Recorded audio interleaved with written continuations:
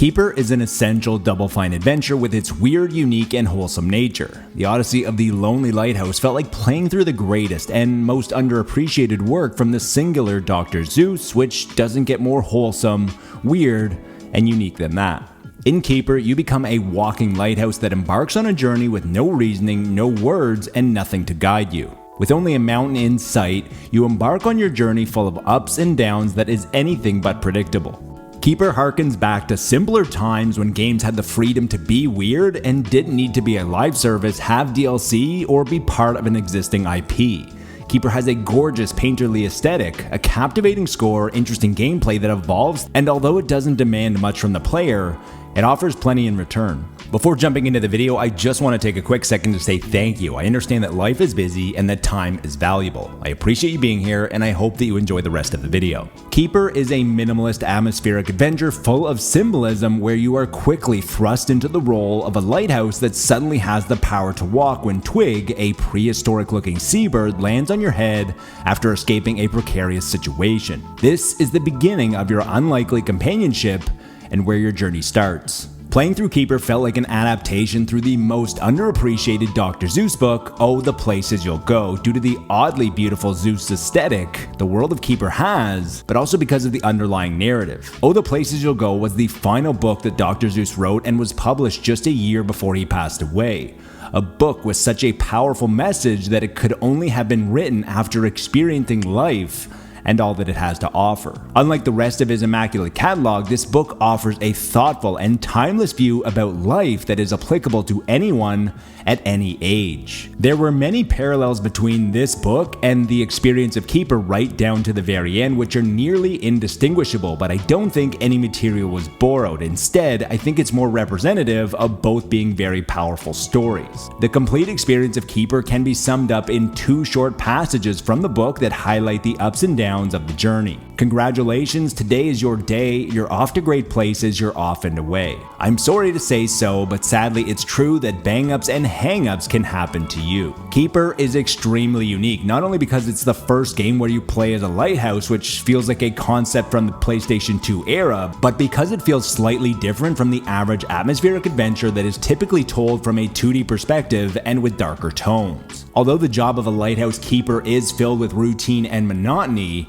Keeper is anything but monotonous as the experience constantly evolves with excellent pacing, and the less you know about the experience, the better. The gameplay loop of Keeper involves moving from one large hub to the next. Figuring how to get to the next hub will always be the engine of your adventure, with the solution being solving a bunch of smaller puzzles within each hub. Sometimes you will need to solve them with the power of your light beams, sometimes with the help of your bird buddy Twig, and sometimes with the help of others. The puzzles are never challenging enough to keep you stumped for too long, and they provide just enough resistance to keep you engaged. The world of Keeper has a weird but beautiful painterly aesthetic that creates an otherworldly experience that blends the line between Zeus and Scorn. It's also full of areas that should cause plenty of frustration by getting stuck or falling from ledges, but Double Fine create a resistance-free experience that always keeps the player immersed. Keeper is an extremely minimalist experience across all facets. There are no words and there's zero dialogue, but this doesn't hinder the experience. You're always able to navigate your way with excellent environmental cues, and the emotion is conveyed strongly through great character design that felt reminiscent of Wall-E and how human emotions can be paired with inanimate objects. The minimalism carries over to the controls as they rarely require the use of more than a few inputs. For the majority of your journey, you will use one to move and the other one to shine your light. The minimalist nature ensures that you can focus on the experience and the greater meaning instead of getting distracted with too many systems and mechanics. Keeper is a cinematic atmospheric adventure that takes place in a 3D world and features a very strong cinematic feel with plenty of fixed camera angles during the journey. This created a highly curated experience as you see the world of Keeper in the way that they want you to, but it also led to some wonky angles that obstructed your vision or obscured what you needed to do. Keeper also featured a few audio bugs that would cause the music or effects to cut out, and in some cases, sometimes both. These audio bugs deflated an otherwise eventful moment, and when the weight of your game hinges on some of these emotional moments, it can hinder the experience. The best atmospheric adventures strike the perfect balance with puzzle difficulty. Puzzles that challenge you and make you stop, but never long enough to frustrate or feel unfair.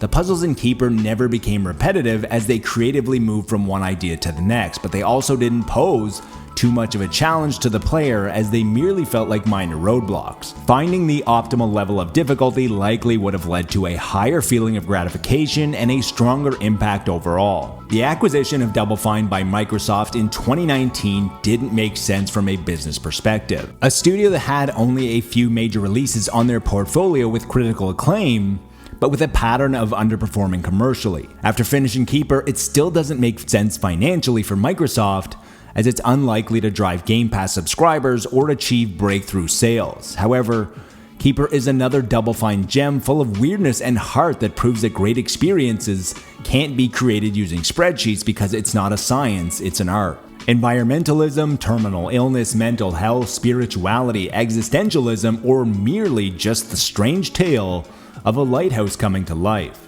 Whatever meaning you settle upon, Keeper is a unique and joyous experience that is sure to linger with you long after the credits, as the best atmospheric adventures do. Once again, thanks for watching. If you enjoyed, subscribe. If you want to help, leave a comment or a like, as that will help with the algorithm the most. That's it for this video, and until next time, be good to your fellow gamer, but more importantly, be better to your fellow human.